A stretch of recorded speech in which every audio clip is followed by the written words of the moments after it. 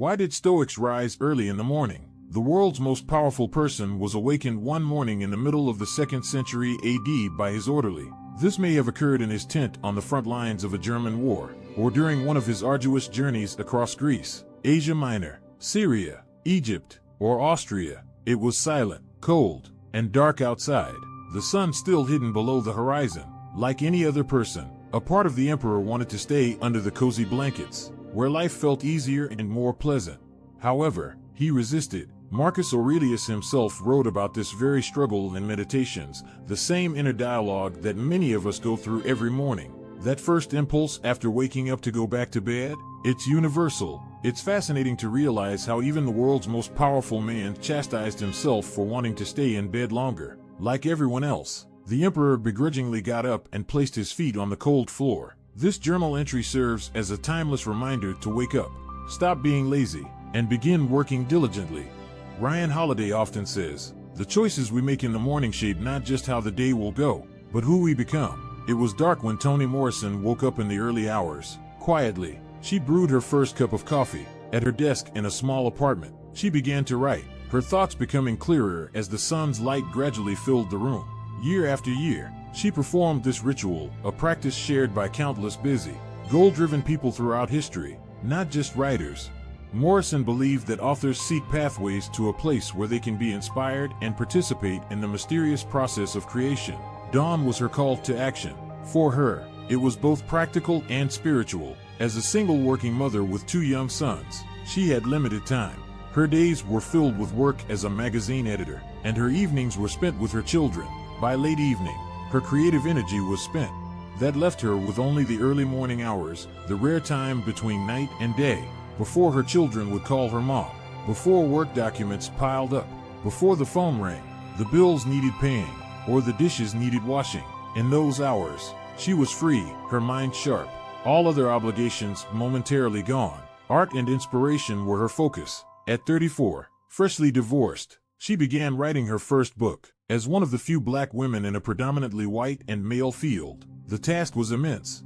Despite the complexity of her life, it was simple. Her unfinished novel and her children needed her. She had to wake up, be present, and give it her all. And she did. Even after her first novel, The Bluest Eye, received critical acclaim, she continued. Over the years, she would go on to win the Presidential Medal of Freedom, the Nobel Prize, and the National Book Award, writing 10 novels, 5 plays, 9 nonfiction books, and 5 children's books. Morrison must have felt particularly proud of balancing her literary achievements with being a successful working mother. Getting up early isn't a pleasant experience for most. Even those who have built their lives around it still find it challenging. It's a common misconception that some people are just morning people. No one is born that way. People need energy for relationships, work, and self-care. A disciplined person knows this and manages their energy wisely. They understand that getting 7 to 8 hours of sleep every night doesn't hurt their productivity, it significantly improves it. It allows them to capitalize on the most productive hours of the day before others wake and distractions begin.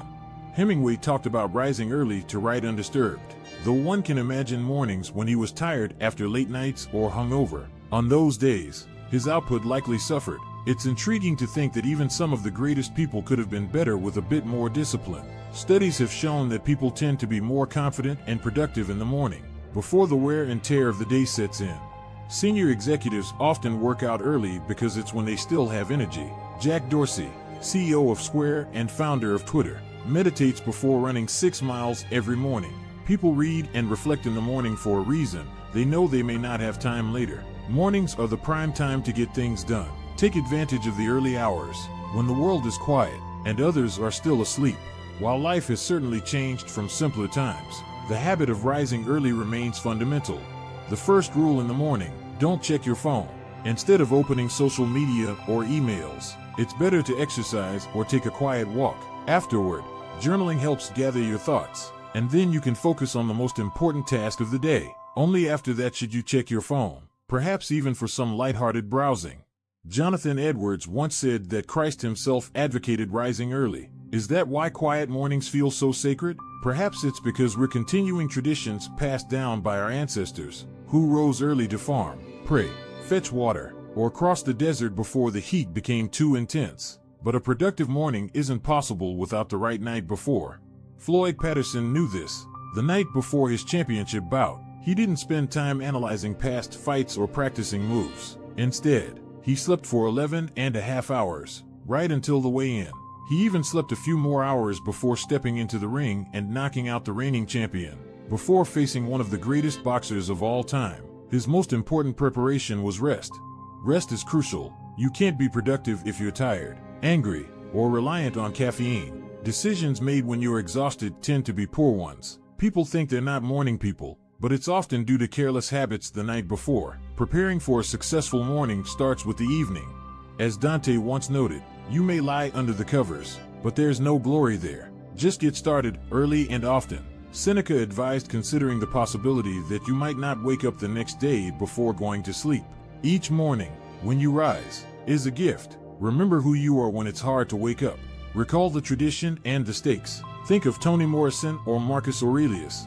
In the end, everyone will face the alternative. So, when you wake up, rejoice. Appreciate the opportunity to pursue your passions. Value your time, and make the most of it while you can. Thanks so much for spending time with me today. If you found this helpful or inspiring, I'd love to hear your thoughts in the comments. Don't forget to hit the like button and subscribe for more insights on Stoic wisdom and how it can help us live better lives. I'm looking forward to continuing this journey together. Until next time, take care and stay grounded.